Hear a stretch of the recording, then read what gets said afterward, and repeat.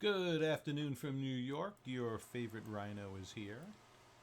And today I'm going to give you guys a little insight into some of the vetting process that we go through when you guys tell us, Jonathan, Sarah, get to task, find me a diamond.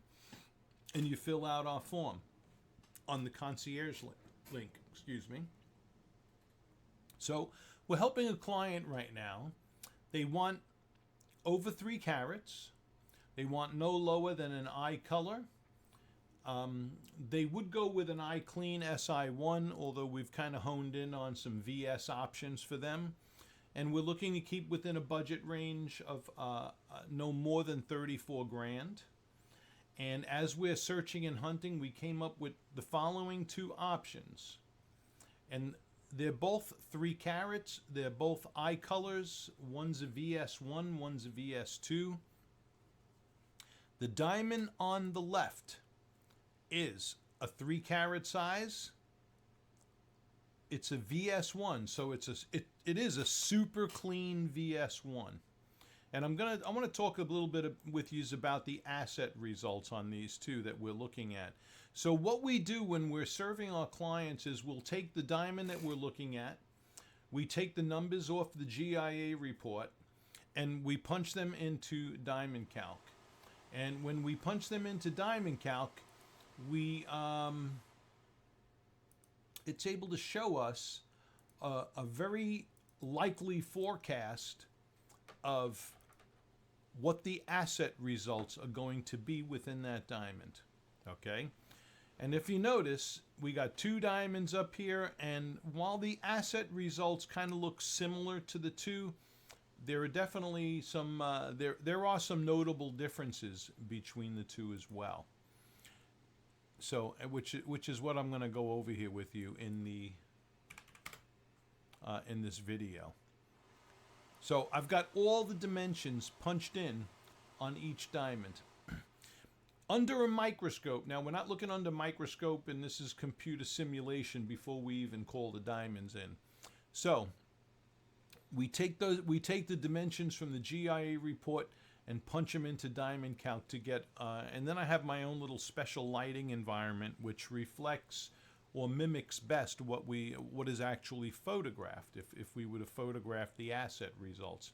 So a couple of things I want to point out different in these asset results based on everything: crown angles, pavilion angles, table size, lower half facet length, star facet length, everything. And you're going to notice how the reds under the table here are more pale, while the saturation of reds is more intense around the perimeter.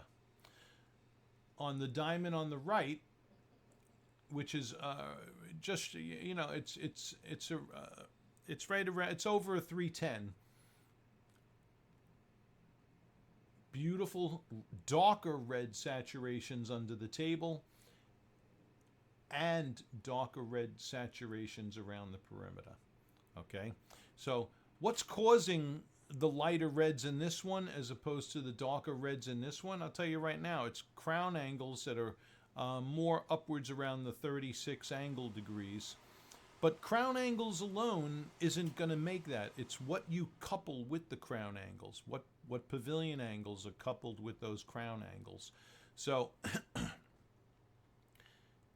the bottom line is we want to know the light performance based on all of the angles and percentages. There's the one downfall to this is GIA rounds their numbers. Like, so when they say a diamond has, say, 36 degree, you know, they could actually be 35.8 or maybe 36.2 or 36.3. You know, so it's using the rounded numbers. But even the rounded numbers, to their credit, are going to give me close enough results for me to make an educated decision and also show our clients as well. So this one here, I want to point out the paler reds under the table, and also the size of these blue bits under the table and between the arrowheads. Now, Is this diamond going to be a disastrous, ugly thing because it has pinks under the table as opposed to the darker reds? Not at all. Not at all. This is a stone that will still have very good optics, very good light return. Could very well make AGS ideal, although if it did get AGS ideal, light performance may fall on the cusp of AGS ideal versus an AGS 1 in their 11 grade system. Okay. And also note how the bits of blues are less pronounced than in the diamond on the right, which has the stronger bits of blues, which actually reflect out of these star facets, producing nice bits of blues there. So when you have these if we were to put these two diamonds side by side in natural daylighting, and look at them side by side, they're going to appear very similar. Okay, because only if this diamond had whites under the table, then it would have blatant leakage. Just to show you what I'm talking about, I'm just going to increase the pavilion angle by 0.2 degrees. Look at that. I went from 40.8 to 41, and the thing turns into a disaster. Which is why we insist on vetting when we're looking at diamonds. But notice those turn from like a light red now to white. White is indicative of light leakage under the table, and is going to produce an unseemly effect in the diamond. It's amazing how just 0.2 degrees can do that. But you can see more resultant darkness in the office lighting environment. Watch when I bring that back down to 40.8. See how that brightens up? All right. So within a diamond, you're always going to get patterns of bright and dark reflections. So what you're seeing right here is actually pretty normal. When I take this diamond with these asset results and load them into the same office environment, we also see bright and dark reflections, patterns of bright and dark reflections, which GIA refers to as patterned scintillation. Okay, it's the pattern of bright and dark reflections. Or AGS would simply refer to it as contrast. Okay, the contrast between bright and dark reflections. Your arrow facets in a hearts and arrows diamond is generally going to reflect back head and body obstruction. Okay, it's a normal thing, and most people buying ideal cuts are aware of this, and it doesn't bother them. There are some people who it does bother, actually. They look into the face of the diamond. They don't like seeing the darker arrows. Not that you're going to see that in every lighting environment, but note in this one how a lot of these pavilion main facets are illuminating or brighter along with the lower half facets in between them illuminating also. So something to think about in the grand scheme of things. I'm going to bring this back to asset results because there's another feature I want to point out. I'm going to load up the asset results again.